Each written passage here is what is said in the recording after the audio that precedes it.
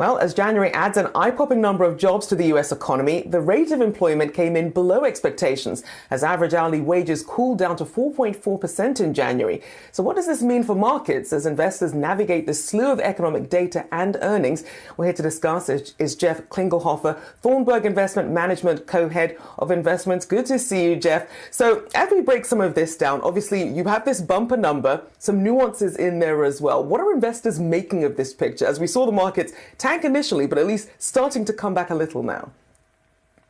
Yeah, look, I think this is a monster of a jobs report. And really, I think this is the Goldilocks scenario for both equity and fixed income, right? Coming into the year, we've seen fixed income yields decline. We've seen equities move notably higher. And all of this is on the strength of the consumer. And I think what we saw from this morning's jobs number is just confirmation. The consumer continues to be strong.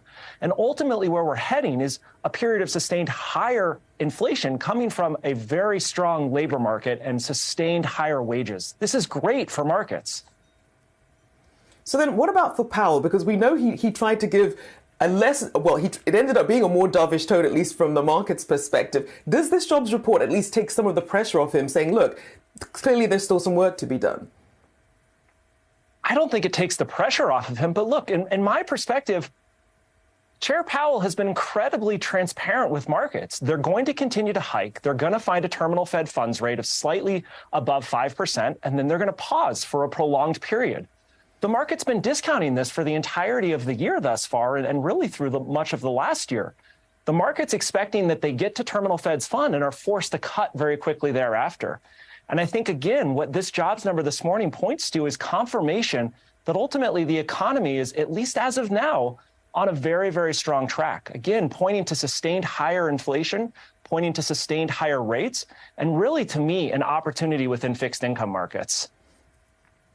So let's talk about some of these opportunities. What are some of the best ways investors can put their money to work right now? Yeah, look, I think as I've been listening to the show this morning, we hear looking forward, there remains a significant amount of uncertainty. But that's really where fixed income shines. Yields are notably higher today. The consumer, at least as of now, remains on strong footing.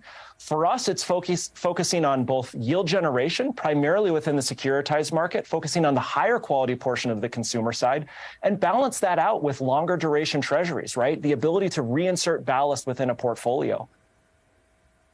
And you highlight in your notes the income component of fixed income. What are you honing in on there?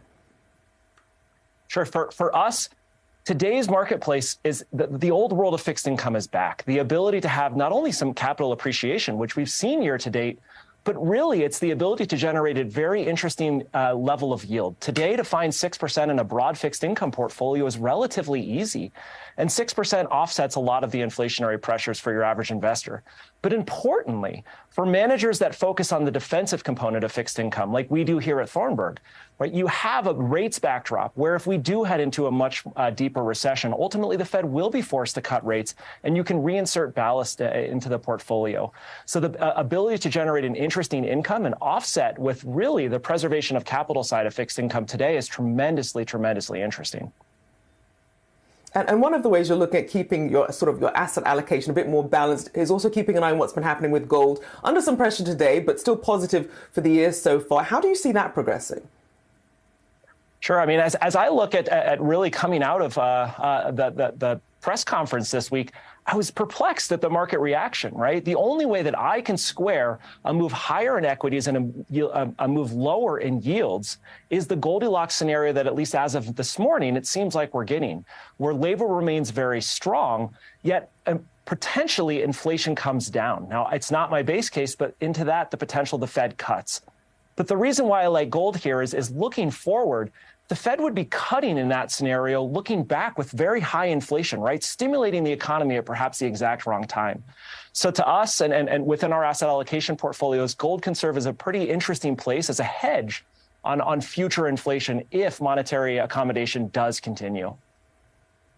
And Jeff, depending on your time horizon, say if you in the 1 year, perhaps 1 year mark versus some of these longer time horizons, really planning for what happens on the other side when the Fed does eventually pivot or perhaps decrease interest rates, what's the play there? Sure. For us, it goes back to again, yield generation, but also a focus on defense. While across the cycle, the world of high yield looks pretty interesting, we worry about the potential future volatility, right? Last year was entirely explained by the movement in risk-free rates, but ultimately spreads were relatively contained, and that continues into this year. And so we're at this point a little hesitant to move into the world of high yield, very selectively, more defensively oriented companies like healthcare that continue to have pricing power, insurance, et cetera. But really what we want to focus in on is not just our base case, one of at least a slowdown in growth or perhaps even a mild recession. But importantly, as fixed income investors, we also need to focus on the left tail, a much deeper recession. So within the world of high yield and income generation, always keeping an eye towards defense and building robust portfolios to perform throughout the cycle. And certainly a lot of unexpected moves could be ahead, but we'll be keeping an eye on what happens with the economy and, of course, how investors react. Jeff Klinkelhofer there, Thornburg Investment Management, co-head of investments. Thank you so much for joining me.